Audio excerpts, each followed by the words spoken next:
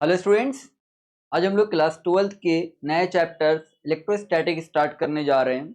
और ये चैप्टर्स काफ़ी इंपॉर्टेंट है आप लोगों के लिए, क्लास 12th के लिए, स्पेशली बोर्ड और जेडबलई के लिए, दोनों के लिए इंपॉर्टेंट है। ठीक है ना।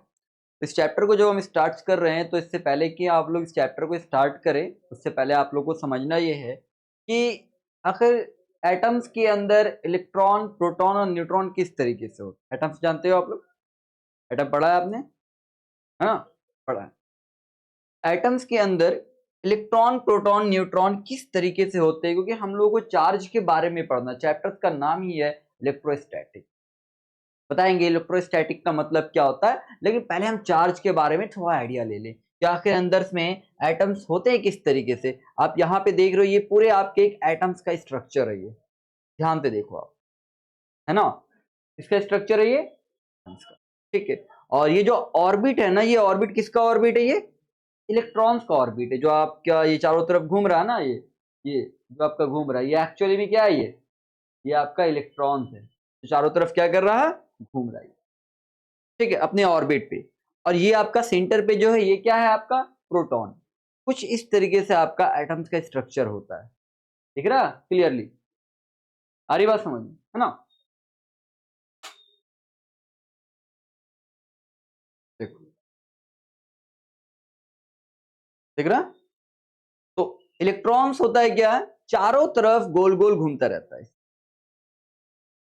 और ये इलेक्ट्रॉन्स है, ये भी आपका इलेक्ट्रॉन्स है, और ये भी आपका क्या है? इलेक्ट्रॉन। ठीक।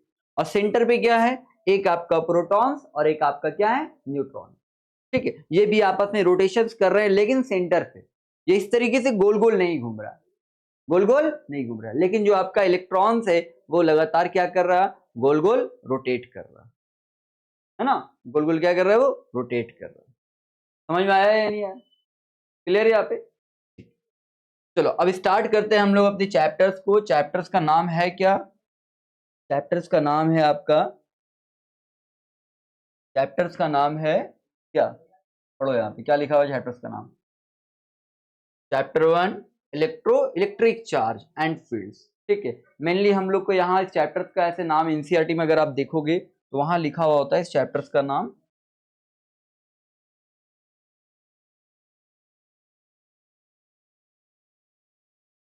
चैप्टर्स का नाम होता है इलेक्ट्रोस्टैटिक, लिखा हुआ होता है।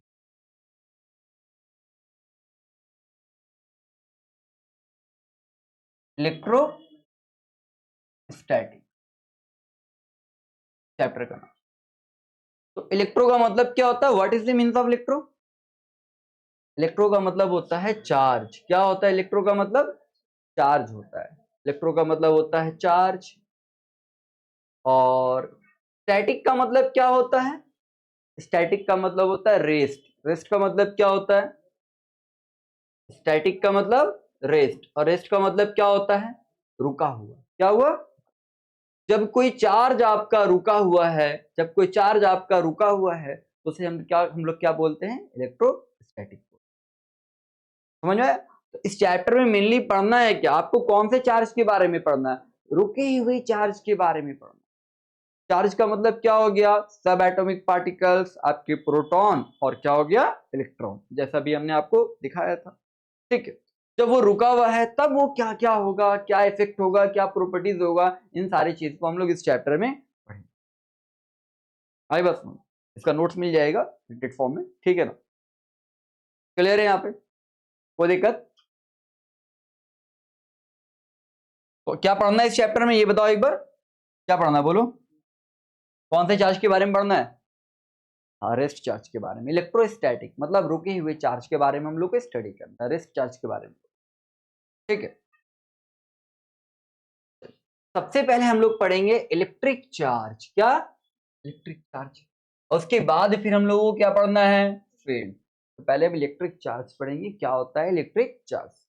इंट्रोडक्शन। क्या इंट्रोडक्शन है आपका? इंट्रोडक्शन देख लो एक बार। इंट्रोडक्शन क्या है?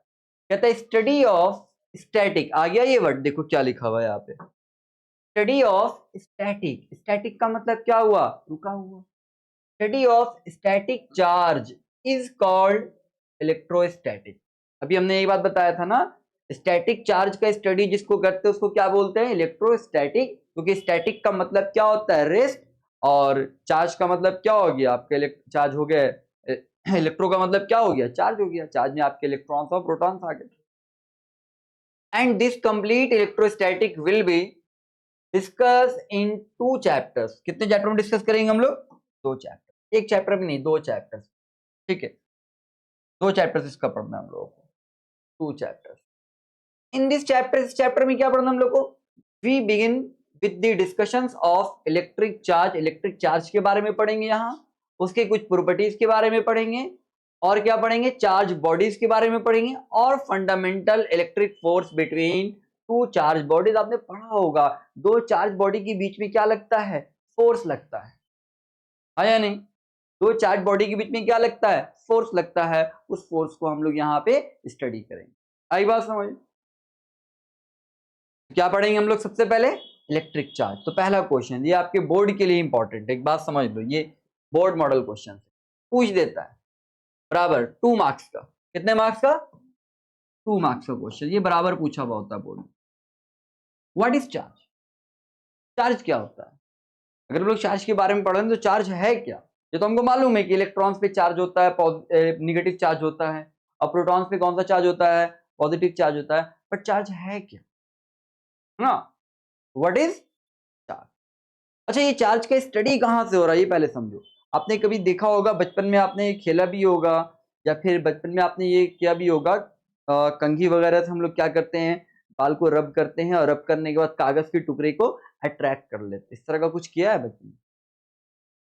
बाल को ऐसे रब कर लिया, और रब करके कागज के टुकड़े को अट्रैक्ट कर लिया। क्या ऐसा कभी किया है आपने? नहीं किया है? नहीं देखा? ठीक है, करके दिखाएंगे वो, अभी आगे आएंगे तो, ठीक है ना। सबसे पहले हम लोग पढ़ते हैं चार्ज। चार्ज है क्या? कहता है electric charge, electric charge is a fundamental property of a matter which is responsible for, जो रिस्पॉन्सिबल है किसके लिए? Electric force between the bodies. 2 bodies के बीच में, आपने पहले भी पढ़ा होगा, सुना होगा 10th क्लास में भी, इलेक्ट्रोस्टैटिक फोर्स। तो 2 बॉडी के बीच में जो फोर्स लग रहा, वो किस वजह से लग रहा? वो लग रहा आपके इलेक्ट्रिक चार्ज की। किसकी वजह से लग रहा है? Electric charge. आपने ये पढ़ा भी होगा पहले भी। पॉजिटिव चार्ज, पॉजिटिव चार्ज को क्या करता है? रिपेल करता है। निगेटिव चार्ज, निगेटिव चार्ज को क्या करता है? रिपेल करता है। पॉजिटिव चार्ज, निगेटिव चार्ज को क्या करता है? अट्रैक्ट करता है। पढ़ा ये? पढ़ा है ना? यहाँ तो बीच में तरह सेंटर पे। अब देखो, जैसे यहाँ पे बात किया इलेक्ट्रॉन्स के बारे में, भैया हमने आपको दिखाया था इलेक्ट्रॉन्स चारों तरफ ऑर्बिट में क्या हो रहा था? ये घूम रहा था इलेक्ट्रॉन्स, और सेंटर पे कौन था? Proton and neutron. इलेक्ट्रॉन पे चार्ज होता है, प्रोटॉन पे होता है, न्यूट्रॉन पे कोई चार्ज नहीं होता, मालूम है पहले को। कहता है 2 electron placed at A small separation. मान लो 2 इलेक्ट्रॉन को ऐसे ऐसे हमने रख दिया, एक यहाँ और एक यहाँ, छोटे से डिस्टेंस पे, तो हम क्या देखेंगे? Are found to. क्या दिखेगा हम लोग को? आर फाउंड टू क्या है? Repel each other. क्या करेंगे? रिपेल करेंगे। पता है पहले से, क्योंकि इस इलेक्ट्रॉन के पास कौन सा चार्ज है? निगेटिव, और इस इलेक्ट्रॉन के पास क्या है? निगेटिव। निगेटिव निगेटिव को क्या करता है? रिपेल करता है। अगर इसी तरह से हम क्या रखेंगे? 2 पॉजिटिव चार्ज, एक यहाँ प्रोटॉन, एक्चुअल में प्रोटॉन नहीं रखते हम लोग, पॉजिट्रॉन रखते हैं, क्योंकि प्रोटॉन रखना पॉसिबल नहीं है, प्रोटॉन को निकालना पॉसिबल नहीं है। हम लोग पॉजिटिव चार्ज रखते हैं, जैसे कि पॉजिटिव आयन, तो उसको बोलते हैं पॉजिट्रॉन। इसको बोलते हैं कि प्रोटॉन को रखते तो गलत बोलते हैं वो। तो 2 पॉजिटिव चार्ज को अगर हम रखते हैं बीच में कुछ सेपरेशन में, तो एक दूसरे को क्या करेगा? अट्रैक्ट या रिपेल? रिपेल करेगा, है ना, क्योंकि पॉजिटिव है, सेम चार्ज एक दूसरे को क्या करता है? रिपेल करता है। अब इसी की जगह पे अगर हम ऐसा कर दें कि एक पॉजिटिव और एक नेगेटिव, अब क्या करेगा बताओ? तो सिंपल है ना? ठीक। कहता है दिस रिपल्सिव फोर्स, इस रिपल्सिव फोर्स को हम क्या बोलते हैं? क्या बोलते हैं? ये जो फोर्स रिपेल कर रहा है, पॉजिटिव पॉजिटिव को रिपेल कर रहा, नेगेटिव नेगेटिव को रिपेल कर रहा, और पॉजिटिव नेगेटिव को अट्रैक्ट कर रहा, इस फोर्स को हम लोग क्या बोलते हैं? क्या बोलते हैं? Electric force. आई बात समझ में?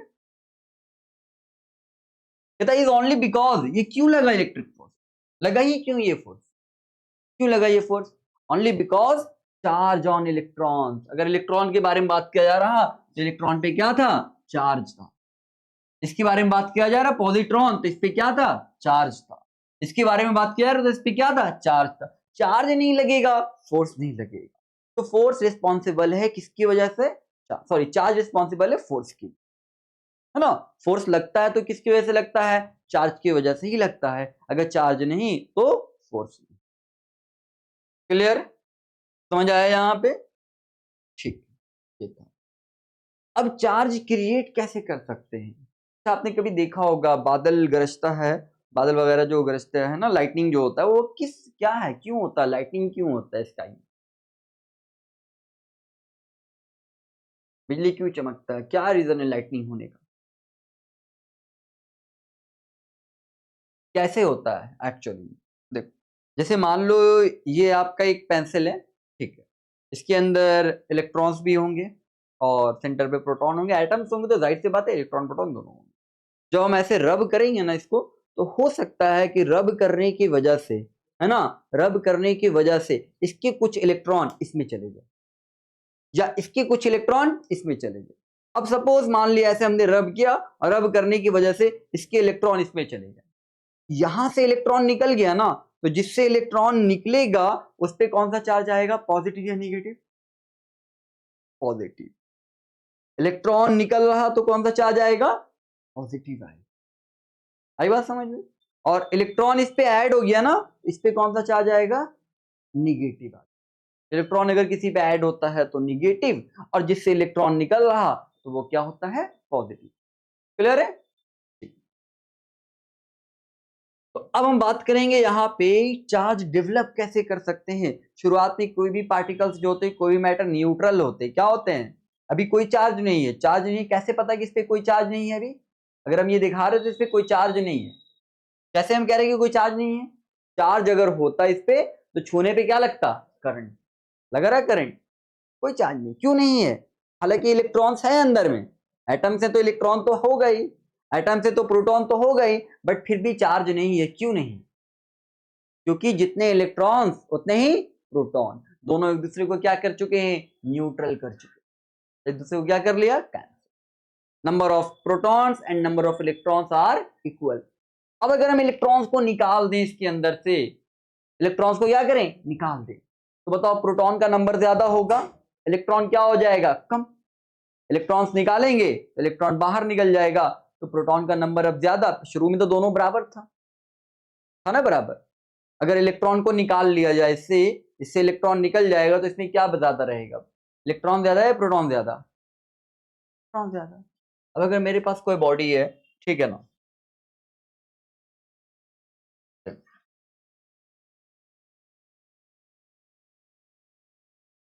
ये एक बॉडी यहाँ पे और ये एक बॉडी, जितने इलेक्ट्रॉन थे शुरू में उतने प्रोटॉन्स होंगे, जितने नेगेटिव चार्ज उतने पॉजिटिव।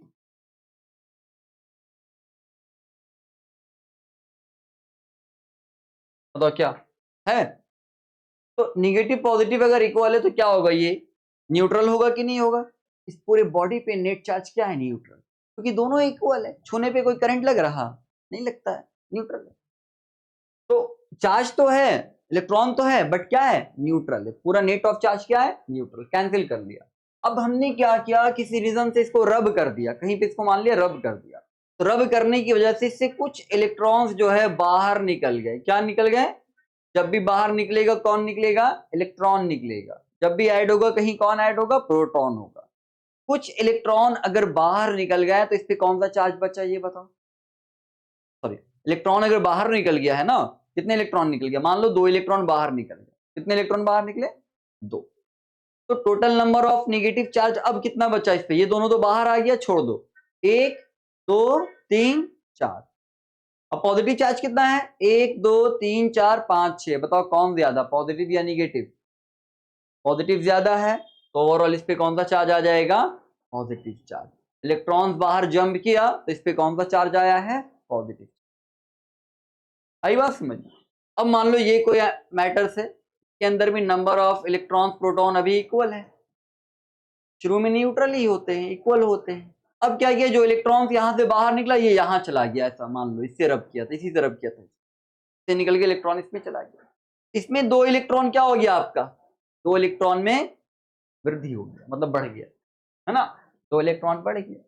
अब बताओ नंबर ऑफ चार्जेस में कितना है positive charge, 1 2 3 4 5 6, and number of negative charge कितना है, काउंट करो, 1 2 3 4 5 6 7 8 9। पॉजिटिव चार्ज कितना था, 1 2 3 4 5 6 7, पॉजिटिव चार्ज 7, नेगेटिव चार्ज क्या हो गया 9। कौन ज्यादा हुआ, नेगेटिव या पॉजिटिव? क्यों नेगेटिव ज्यादा, क्योंकि अलग से इलेक्ट्रॉन ऐड हो गया, नेगेटिव ज्यादा। यहां क्या हुआ, इलेक्ट्रॉन क्या हुआ, रिमूव हो गया, तो यहां इलेक्ट्रॉन घट गया तो पॉजिटिव ज्यादा, और यही रिमूव हुआ इलेक्ट्रॉन कहां चला गया, यहां चला गया, इसमें इलेक्ट्रॉन बढ़ गया तो यहां निगेटिव ज्यादा, तो हम बोलेंगे इस पे कौन सा चार्ज है, निगेटिव चार्ज। समझ आया कि नहीं आया, आया समझ। तो अगर इलेक्ट्रॉन निकलेगा, इलेक्ट्रॉन रिमूव हो रहा है, इलेक्ट्रॉन लॉस हो रहा, तो कौन सा चार्ज आता है उस पर, कौन सा बोलो, पॉजिटिव या निगेटिव? अगर इलेक्ट्रॉन्स रिमूव होता है, इलेक्ट्रॉन्स निकल जाता है किसी बॉडी से, तो उस पर कौन सा चार्ज डेवलप होगा, पॉजिटिव या निगेटिव? पॉजिटिव हो जाएगा। इलेक्ट्रॉन्स रिमूव होने का मतलब क्या हुआ, इलेक्ट्रॉन का कमी हो जाना, तो पॉजिटिव चार्ज ही ना होगा, है ना। ठीक है, और इसमें इलेक्ट्रॉन क्या हो गया बताओ, ऐड हो गया, इसमें इलेक्ट्रॉन इंक्रीज कर गया, इलेक्ट्रॉन बढ़ गया, इलेक्ट्रॉन पे कौन सा चार्ज है, निगेटिव चार्ज है, निगेटिव चार्ज बढ़ेगा तो ओवरऑल कौन सा चार्ज इस पे आ जाएगा, निगेटिव चार्ज डेवलप करेगा। नेट चार्ज क्या होगा उस पे, निगेटिव होगा, टोटल चार्ज इस पे क्या होगा, पॉजिटिव निगेटिव एक दूसरे को cancel cancel cancel cancel cancel cancel cancel, दो तो क्या बच गया, निगेटिव चार्ज। यहाँ क्या होगा, positive negative cancel cancel cancel cancel, ये इलेक्ट्रॉन बाहर निकल चुका है तो दो क्या बच गया, पॉजिटिव चार्ज। तो इलेक्ट्रॉन रिमूव होगा तो पॉजिटिव चार्ज डेवलप करेगा, इलेक्ट्रॉन ऐड हो जाएगा तो क्या डेवलप करेगा, निगेटिव। समझ आया, क्लियर है।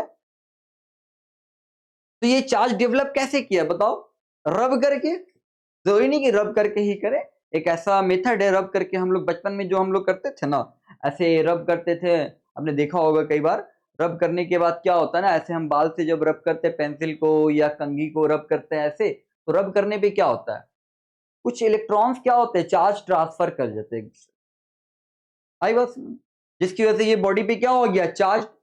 अब इसको कागज के टुकड़े के नजदीक लेके जाएंगे तो वो उसको क्या करेगा, अट्रैक्ट करेगा। अब बताएंगे ये कल करके दिखाएंगे कैसे होता है, ये क्यों होता है, कागज के टुकड़े को क्यों अट्रैक्ट करता है ना, आखिर क्या रीजन है जो कागज के टुकड़े को अट्रैक्ट कर लेता है, पूरा उसका कंसेप्ट कल बताएंगे कैसे होता है, ठीक है। यहां तक में कोई दिक्कत, समझ में आया, क्लियर है। देख लो कहीं पे दिक्कत रहा तो कल यहां से आपका टॉपिक आगे बढ़ेगा, ठीक है ना, पेन ग्लास रेड, यहां से आपका टॉपिक आगे। यहां तक में कोई डाउट है, नहीं है ना, पूरा क्लियर। एक बार स्टडी कर लो यहां से।